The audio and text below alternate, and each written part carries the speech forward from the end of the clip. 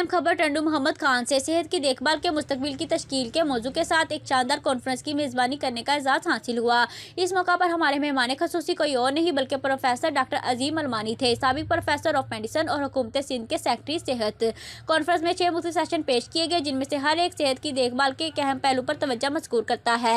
Medicine professor doctor Basit bite Karachi के director, cardiology professor doctor Bashir Hanif director Tabba heart institute, gastroenterology doctor Amna Subhan Bhatt AKU अस्पताल Karachi, paediatrics professor doctor Iqbal Ahmed Memon AKU अस्पताल Karachi, surgery professor doctor Shehriyar Rajput और माहिर अमराज नस्वा प्रोफेसर डॉक्टर सोनिया नकवी ज़ियाउद्दीन अस्पताल कराची। हर सेशन में हमारे माहिरीन का एक नाकाबिले यकीन पैनल था, जो सेहत की देखभाल के मुस्तकबिल को बढ़ाने के लिए अपनी बसीरत और इल्म का इश्तराक करता था। ये कॉन्फ्रेंस इस सिमत में एक अहम कदम था।